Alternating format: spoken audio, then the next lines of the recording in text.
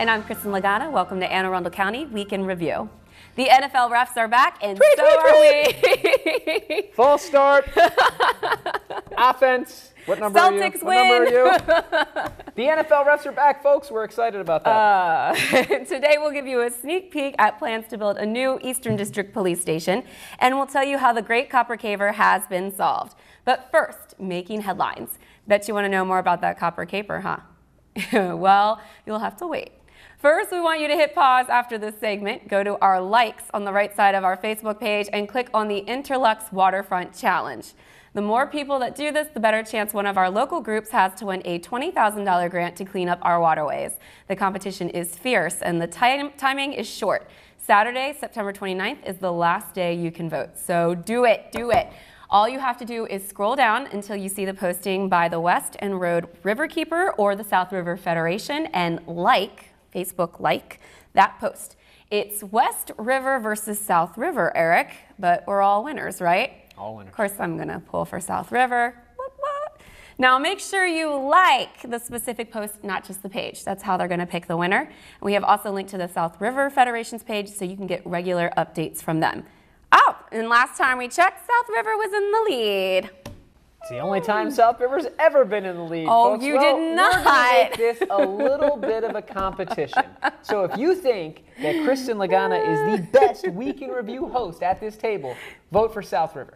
If you think Erik Roby is a pretty good host of Week in Review, vote for the bottom of the river. Vote for West River. That's where she's going to be after the show, at the bottom of the river. May the best river win. Oh my gosh. Well, speaking of keeping our rivers clean, folks, we are urging everyone to get involved and oppose plans to build an incinerator in Curtis Bay. County Executive John Leopold has weighed in against the plans in a letter to the Maryland Public Service Commission. The proposal by Energy Answers International is to build a facility that will burn wood, tires, and shredded cars. And opponents say it will spew sulfuric acid, soot, mercury, and lead into our environment. The company says the facility will comply with all federal clean air guidelines and also produce 1,300 construction jobs and 150 permanent jobs. Environmental activists say it will be one of the biggest incinerators in the country. The official public comment period has expired, but residents can still call or email the commission with their concerns. For more information, you can go to www.psc.state.md.us and look at this case. It's case 9199. You can also call the commission at 410-767-8000 or the governor's office at 410-974-3901 for more information.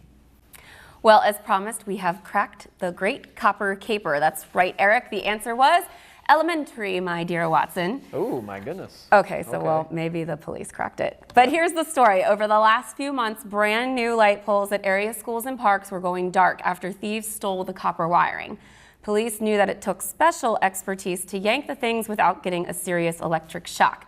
The thefts cost the county roughly $100,000.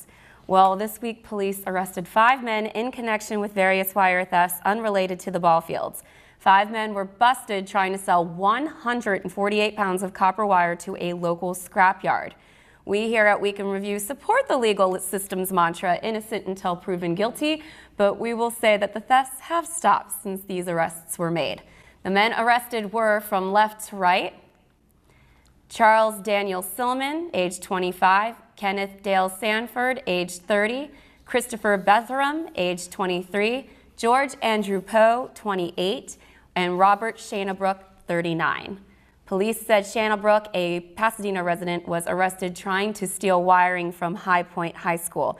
Now, bad refs is one thing, but no lights is a deal breaker. Nice job by our detectives in cracking this case. Absolutely, great job. And Kristin, I got to agree with you that, you know, stealing copper, all that for a couple $100 copper? Bucks, I don't know. I mean, the economy's bad right now. Who makes the fields go dark?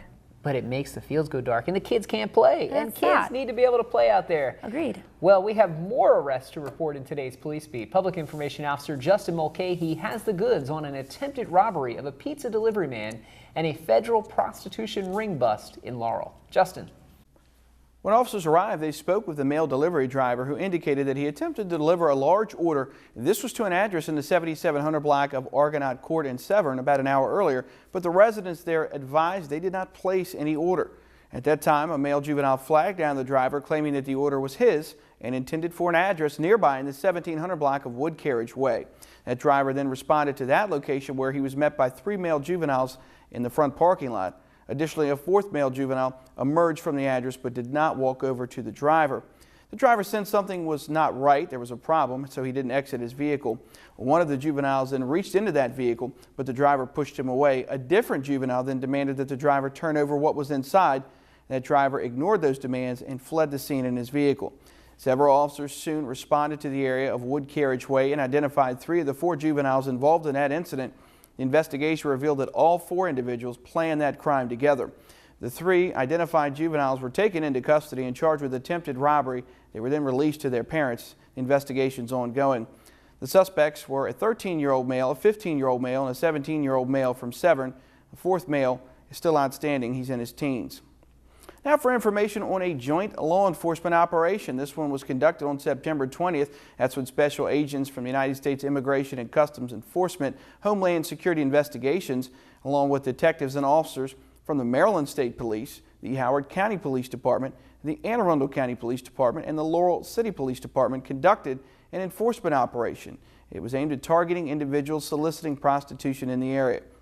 Anne Arundel County Police Department worked closely with our regional partners to take a comprehensive approach to the issue of prostitution, specifically focusing on reducing the number of people seeking prostitutes in the Laurel area, also to gain intelligence on other crimes taking place in that vicinity, and to show a police presence to deter future crimes from taking place there. Detectives targeted streetwalkers in Laurel during the evening hours. The operation was deemed a success, and charges were obtained on 7 individuals. Criminal summonses were issued for all 7 suspects, charging them for engaging in prostitution. Now, Chief of Police Larry W. Tolliver said the following: "I'm extremely proud of the officers and their contributions throughout this extensive operation. Our agency will continue to work closely with our federal, state, and local law enforcement partners to focus on suppressing crime and improving the quality of life for citizens." Now, folks, as always, if you have any information on the crimes suspects mentioned on the show, don't hesitate to call, email, or text your tip to Metro Crime Stoppers hotline. The number is available 24 hours a day, toll-free at 1-866-7-LOCK-UP. Or you can text message MCS plus your message to crimes at 274-637. You can also visit that website at www.metrocrimestoppers.net. Remember, phone calls are not recorded. Callers remain anonymous, and you might be eligible for a cash reward of up to $2,000. Back to you. Thanks, Justin. We should call this the Cops episode. There's more we can review to come, folks, including our interview with another police officer, Captain David Waltemeyer, as he tells us about plans for a new Eastern District Police Station. But first, take a look at our community calendar for upcoming events around your county. Stay with us. We'll be right back.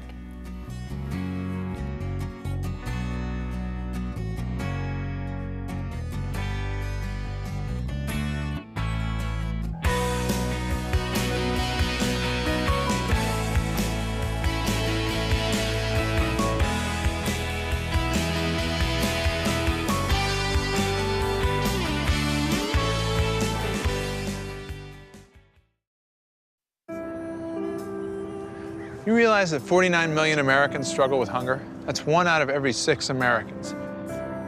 These people are around us every day. They're our friends, they're our coworkers, their kids go to school with our kids. Sometimes we're not even aware that they're struggling. This problem is closer than you think. But so is the solution. Play a role in ending hunger. Visit feedingamerica.org/hunger and find your local food bank.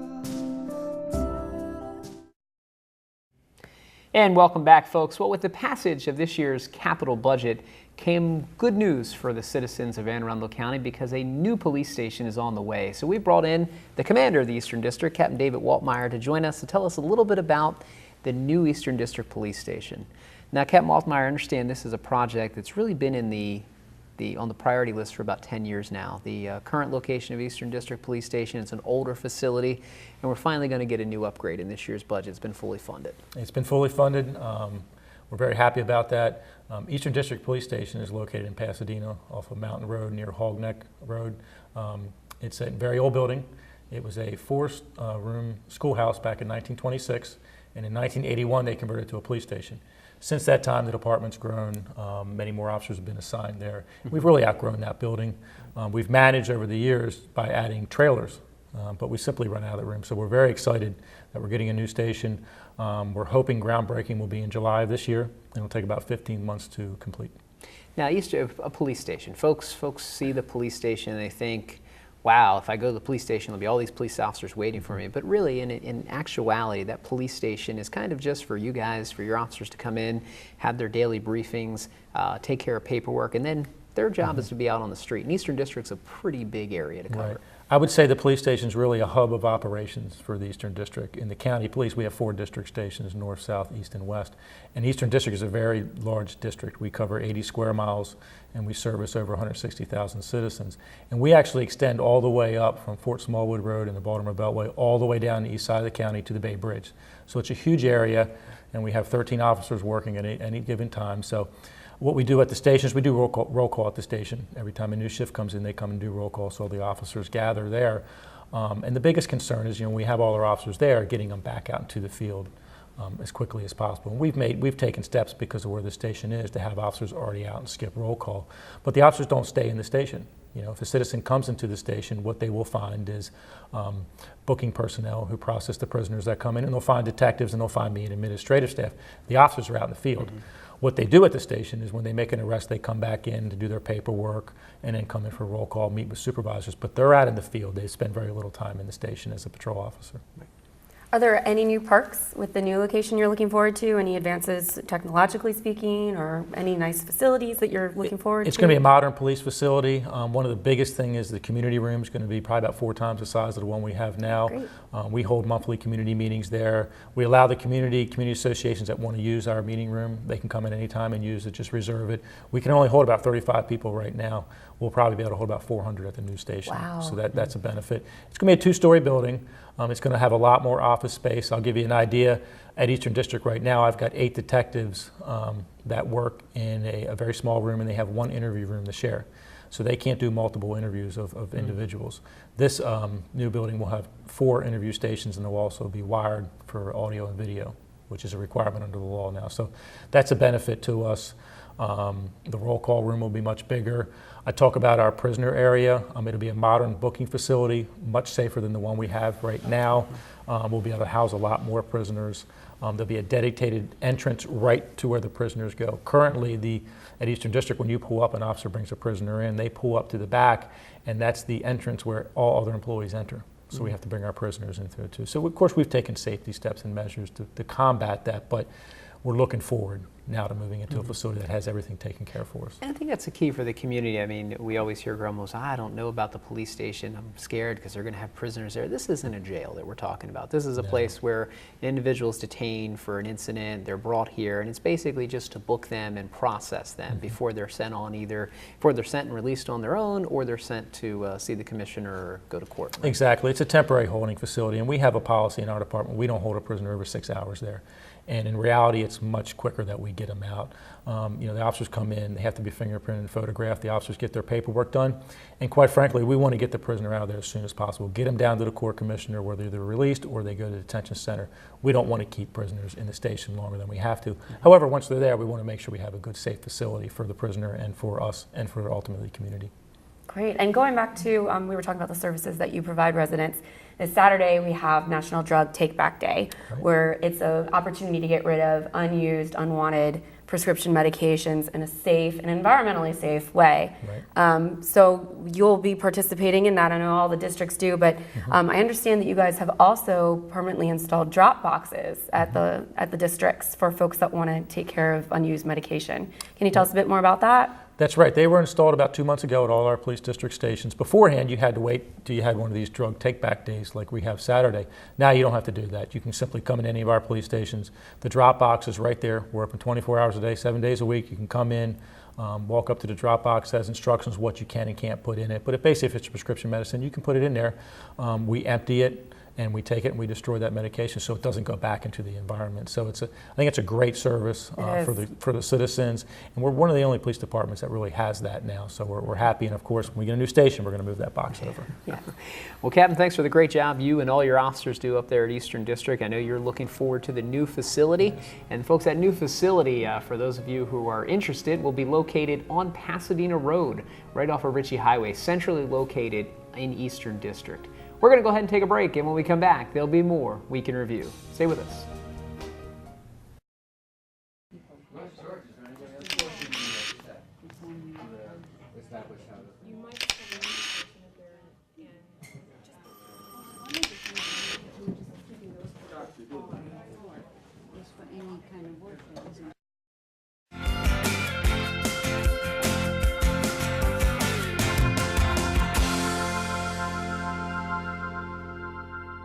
Welcome back.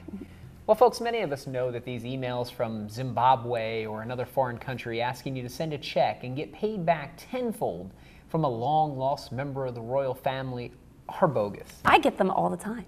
And you respond, don't you? I definitely do. How much money have you gotten back tenfold? Nope, nothing. Not a dime. Folks, these are scams, and like this, where people call our senior citizens and try to get their money or personal information, it's all scams by con artists. But have no fear, scam buster Mary Felter is here. She has information on all the latest scams making the rounds. Mary. Thank you. I'm happy to welcome back Amy Rubino to the program. Amy is the director of our Senior Health Insurance Assistance Program, better known as SHIP, and she also oversees the formerly called Senior Medicare Patrol Program. It's now called SMP for short. And we're happy to have her. Welcome to the program. Thank you. Thanks for having me here today to talk about some very important topics. Well, I wanted to talk about fraud and abuse and what seniors need to do to avoid getting taken advantage of, to use the vernacular. There's lots of different kinds of fraud, lots of different scams out there, so I thought perhaps you could talk about it. And specifically, we deal a lot with the Medicare fraud and abuse prevention, because to be honest with you, most of the providers in this area are very good, honest, hardworking people. But we try to educate the public to prevent fraud. There are steps you can take so that you don't become a victim of medical fraud and abuse or identity theft in that matter. It's a really good idea when you get your medical statement of benefits, explanation of benefits, EOB, I think it's what it's called, yes. And also your secondary benefits, to check that against your actual bill from the doctor or the medical supplier. Or very good idea. They call them Medicare summary notices or explanation of benefits. And we always say it's good bookkeeping, just to double check, did I have this service on this date? Many times they're just errors, human errors, and it's just a billing problem, just needs to be corrected. That's not fraud. But if we have a situation where somebody's billing routinely for services that are not provided, or for people they're not seeing, or for example, in our county, we unfortunately had a case where somebody was providing podiatry services to people who had double amputees. Oh my goodness. And he was actually convicted of fraud. Those are the kinds of things we definitely want to bring to somebody's attention. I understand the federal government has set up better ways to keep records of these sort of things. Sure. If you think of how many millions of Medicare claims are being processed daily, now they're looking at this kind of like our credit card companies look at these things. Let's look for trends, something that's happening, something that's out of the norm. If you're living in Maryland and you're having claims in Maryland and all of a sudden claims are showing up in a different state on the same date that something's happening here in Maryland, obviously there's a problem. Yes, I should think so. And I know that there's also a scam out there on medical equipment. Sure, we see this one out there, in that people will try to offer products for free or whatnot. Basically, they're trying to bill Medicare. One of the worst scenarios we see is they will bill for a higher item of equipment. For example, somebody needs a manual wheelchair, but they bill for a power wheelchair. Oh. And what happens is perhaps this person coming down the road may need the power wheelchair. It's almost like their ticket's been punched, and then they can't get that item. So number one, Medicare's been ripped off. Number two, this person cannot get the services they need. Although we can go to bat for them at the Department of Aging to try to correct this, but it's better to prevent it than try to fix the problem later. I know that the department tries to work with, well, I say the department, I mean public information at the department. We try to work with you a lot to get out notices to the public about different kinds of scams that you're aware of, and also that the federal government alerts us to. Thank you so much for doing that. And we do get, in addition to the Medicare fraud, we will get alerts about other activities that are going on there. And we do try to get that information out there so people are thinking safe. Protect your personal information, your Medicare card being one of those pieces, your Social Security card, and other financial statements you need to think about protecting. In other words, if you're throwing away a bank statement, you should maybe shred that bank statement? I say your shredder's your best friend, sure. You don't want your personal information getting into the hands of somebody who's going to do something with it you do not want happening. I know there's some other scams out there I've heard about, like the person who's getting a call maybe from who they think is a grandson or a granddaughter who's overseas and saying, "Grandma, I need you to send me some money. Don't call mom or dad." We are seeing, and this has been out there, and they've been putting these notices out, that with social media, there's a way to collect a lot of information, and you can learn a lot about somebody by using Facebook and other venues. Then when that frantic call is made in the middle of the night and you're not, this person sounds legitimate. They sound like they know you, and your first instinct is, I need to help them. But it is a scam, unfortunately. I discovered that last year when I got an email saying a friend of mine who was in London needed some help, that the U.S. Embassy wasn't doing anything for her, and that she was stuck, and could I send her some money? And I knew it was wrong just because I was having lunch with her that day right here in Annapolis. There you go. So you do need to be aware of things like that happening. The identity theft problem. What sort of recommendations do you all give people about that? We talked about the shredding of materials. The shredding of personal information, not giving personal information out to begin with. Many times we are caught up in the moment. We get the call, I need this, I'm billing something for you. People shouldn't be calling you about this. If they are, you know who you're seeing, your doctors, you can call them back. Medicare doesn't call people. Social Security does not call people. They're not going to call you to ask for your Medicare number. There is a scam going on right now where they're saying, we need to issue you a new Medicare card, and we need some personal information, and that should be your first indication something's wrong. Medicare has your personal information. So don't give it back out on the phone. Exactly. Just practice caution. Or if something's being offered to you and it sounds too good to be true, I'm going to get you a free piece of equipment, but I just need your Medicare number.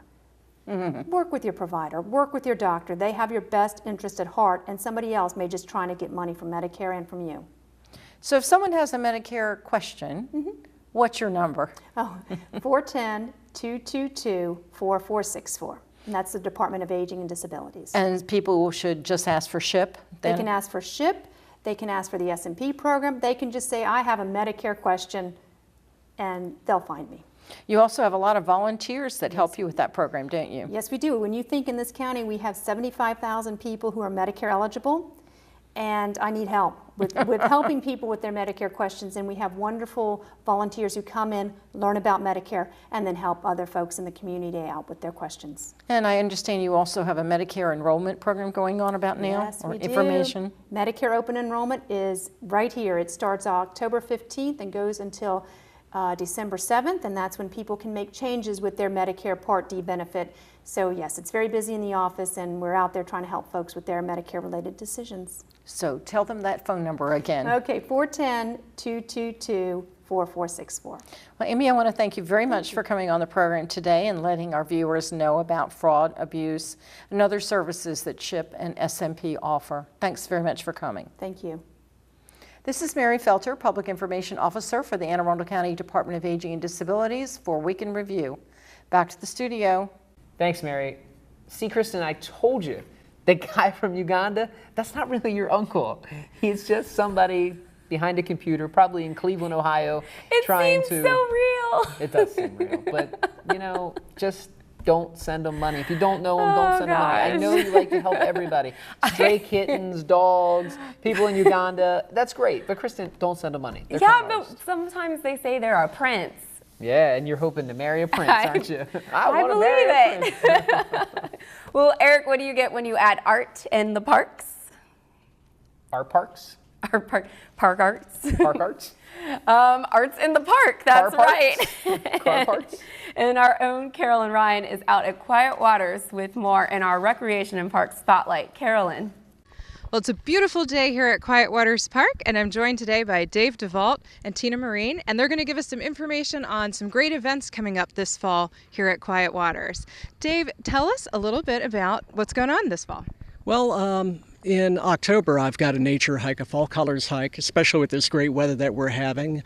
Thought it'd be a good time for that. And it'll be on Saturday, October 27th at 10 a.m. And we'll have a 1-hour nature hike on that date. And even a big thing that we've got coming up on November 5th, we're going to have the grand opening for the ice rink.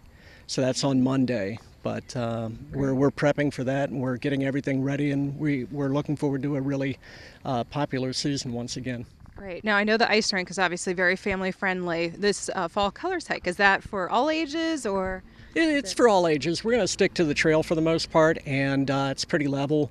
And no, it's open up for anyone who wants to come out. Great. Very good. Now, a favorite event always in the fall at Quiet Waters is the Art at the Park. So, Tina, can you tell us a little bit about this year's Art at the Park? Like I said, it's been going on for, you said, 22 years. Yes. Okay, but you've got some new things up your sleeve this year. We do. We worked very hard this year to add some different things. First of all, the festival is October 13th and 14th, Saturday and Sunday. It goes from 10 to 5 p.m.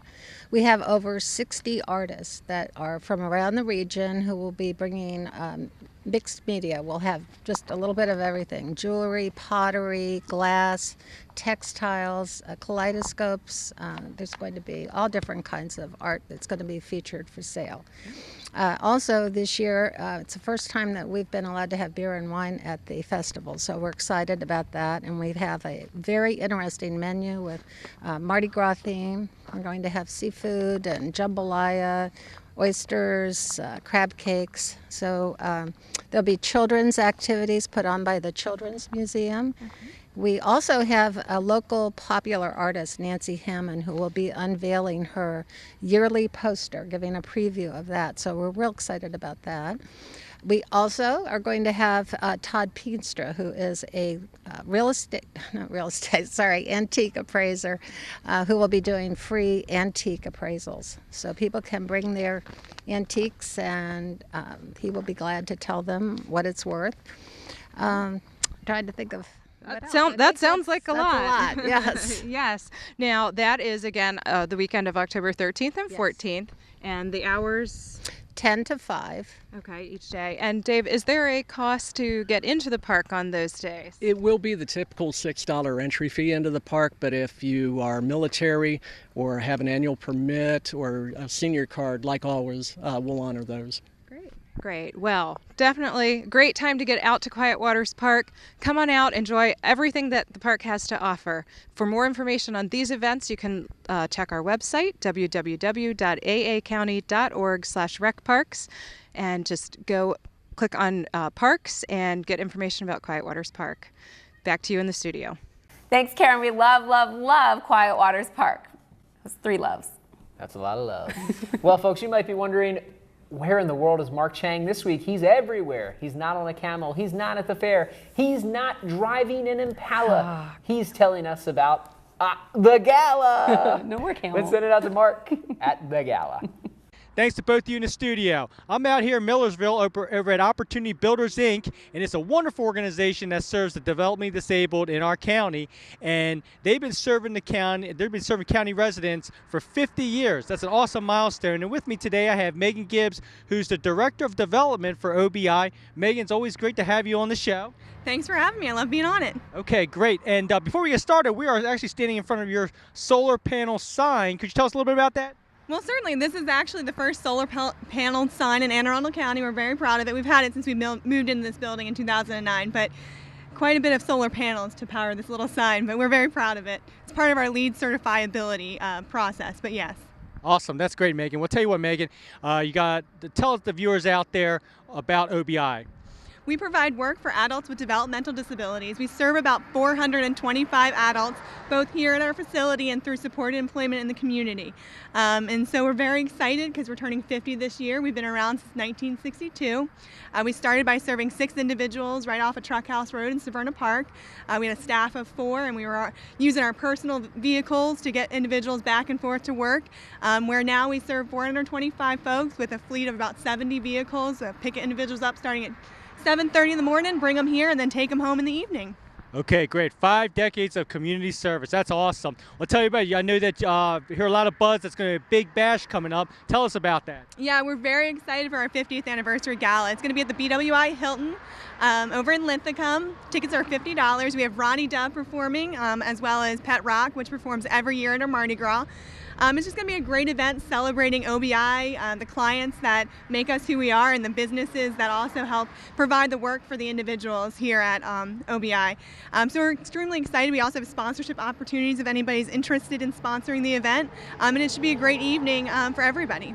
Awesome. And if they want more information about OBI or the gala, how can they get information? Feel free to contact me, Megan Gibbs, at OBI, mgibbs at obiworks.org, or you can give me a call, 410-787-0700. Awesome. Thanks a lot, Megan. I know you just had a bowl-a-thon just this past weekend. We did on Sunday. It was a great time. It benefited the Friendship Civitan Club, which is actually a group of our individuals here that meets once a month, and they have bell choir, and they do a lot of civic giving back type things here. So. Okay, great. Well, I'll tell you what, we wish you best of luck in the next 50 years of service to this community. I'll tell you what, viewers, this is a great opportunity to come out and celebrate 50 years of community service from OBI, and also it's a great opportunity for folks who want to get more information about this great organization. Reporting from Millersville over at Opportunity Builders, Inc., back to you in the studio. Thanks, Mark. Again, folks, that's October 13th to benefit a great organization serving the community for 50 years. Come on out and celebrate with all the friends.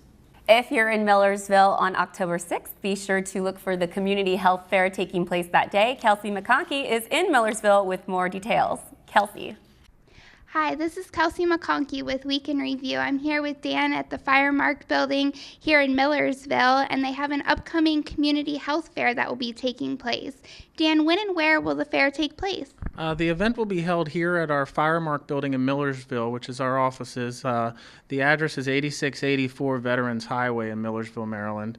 It'll be Saturday, October the 6th from 10 a.m. to 2 p.m. And why did you guys choose to hold this event? Well, our county and our country in general has a large problem with sudden cardiac arrests, which affect many Americans. 88% of them will occur at people's homes. So it's most likely that someone you know in your family will have a sudden cardiac arrest occur at home if they have one occur. Unfortunately, the statistics are pretty drastic that only about 8% of people that suffer from sudden cardiac arrest survive. So with our commitment to our community, both on and off duty, our members have decided it was very important to have our community members involved in helping us be effective in the chain of survival. Our providers, our members, who are the EMTs and paramedics and advanced life support providers that service the citizens of this county, our members only come in the American Heart Association's guidelines as the second and third or even further down the chain of survival. So by bringing in the community to do free CPR classes, we are able to help pass on and make the community more a part of the chain of survival. And what other providers and things will happen at the fair? We will have a number of different things at the health fair. We have partnered up with Anne Arundel Medical Center. They will be offering free flu shots to the community here at the office. They will also be having a mobile blood mobile that will be outside accepting blood donations if anyone would like to come and give blood. They will also be providing free blood pressure screenings, free cholesterol screenings. They're going to have information on heart health and early stroke signs awareness. We're also going to have other community providers offering such things as Identikid will have their services here to offer child IDs. Arundel Pediatric Dental Group will be here providing some services for pediatric dental care. And we're going to have a number of other providers, including a Tailgate One, which is a Ravens-themed rescue squad, will be outside for viewing, and they will be here in sponsoring their Wounded Warriors project that they support. In addition, we're also going to have our T-shirts for sale that we are going to be wearing as part of our uniform for the month of October. We do this every year now in support of breast cancer. So our members have created these shirts. We have purchased them as out of our pockets for use in October for our uniform. So we'll have those shirts, and as you can see, you're wearing one of our shirts. And on the back, it has a logo there. It's our typical county logo, but it has a breast cancer ribbon there with the year in it, and it says "Brave Enough to Wear Pink" because our members do support this cause, and we have decided that we are brave enough to wear pink in support of the breast cancer awareness. And last year we donated $10,000 to Susan G. Komen, and this year we hope to beat that. So we will have the shirts for sale, and they are on sale on our website with a link if anyone would like to purchase them in the meantime. Okay, hope everyone comes out to the Community Health Fair on October 6th. Back to you in the studio. Thanks, Kelsey. That sounds like a great event for the whole community. And speaking of events for the whole community, I understand, folks, that our own Kristin Lagana was at the Hard Rock Cafe recently. Oh. Playing a gig. I understand. You were really scared about what I was going to say there. What other things do you have to tell us that you're not I don't know. I just never know what you're going to ask me about. Hard Rock Cafe. Yes, in Pretty big Baltimore. deal. Yeah, it was fun. Yeah. We were out there 2 Thursdays ago and played a great show. It was called an all-star jam, and it was a bunch of bands in the Baltimore music scene, and we all got together and did some collaborations. So I sang a little AC/DC with some other musicians, and I did, Sweet Child of Mine, and what else? Did some Stone Temple Pilots. Wow. Right on. That's a lot of range there. I know. Kinda You like have to Britney come Spears. out. Britney Spears, your old flame, right, Erik? Britney Spears. So we gotta talk about, we're talking about community events here. Yes. Big thing going on right now in the county, the Renaissance Festival. Oh, I yes. understand you've been to a few Renaissance I've been festivals. to a few Renaissance in my time. How about you? Why are you so giggly about this stuff today? What are we trying to do here, folks? It's just talking about the Renaissance Festival. Yes, I love going to the Run Fest. I do. And it's a great time. I've actually got a couple of friends that are cast members this year in it, Julia and Emily, and they are actually part of the court, I believe. So tell our folks, because some people that watch the show have never been out to the Renaissance Festival. Goodness. What happens at a Renaissance Festival? I know when I remember going back there a long time ago, I ate a big turkey leg. I like that. Always the food. It's always the food. It's always the food. Everything's like on a stick, or you have to eat it with your hands. So there's the big appeal right there. There's mead and wine and cider and other drinks for Jousting. days. I remember a jousting thing. Horses and the joust. It's huge. It's great to watch the jousting show. There's some wonderful theater. They always do a theater. They always do a big Shakespeare play. I believe it's Midsummer Night's Dream this time around. And they always have great stuff for the kids. And huge slide. I remember that the kids go down. And lots of music. Lots of music. Yeah, it's a great time. And some folks dress up, some don't. The best thing that I love about the Run Fest is the location. And I had known they had been talking about moving it a couple years ago, and I'm really glad they didn't, because I think it's beautiful and perfectly situated right where it is. And right there in Crownsville, Maryland? The second you walk in, it's just total time warp. Do you feel like you are? Do you feel like you're going back in time? Do you really feel like you're not in 2012 anymore? I really do feel like between the actors and some of the people that really get gussied up and know how to speak with the dialect. Wait. What does gussied up mean? Well, you know, they dress in period according to the Run Fest. They wear the, medieval Renaissance clothing. So they dress up and go in. They get gussied up. Why is it called dressy up? Why is it called gussied up? When you get all gussied up. I don't know about gussied up. Oh my gosh. I'm learning a new language. I'll tell you when you're older. We're going to learn more here next time on Week in Review. That wraps up this week's episode of Week in Review. You can watch this episode online anytime at www.aacounty.org. Archive episodes are available at blip.tv and on YouTube. You can also subscribe to the free video podcast at iTunes or like us. Yeah, go ahead and do that on Facebook at Arundel TV. Please tune in again next week for more news and highlights from around your county. We'll get all gussied up and see you next time. Go O's! Huzzah! Huzzah! What's huzzah mean? What's that? Hooray! Hey, what is all this stuff? Gussied up? I've never heard of gussied up. No. Oh, you're not south enough. Gussied up?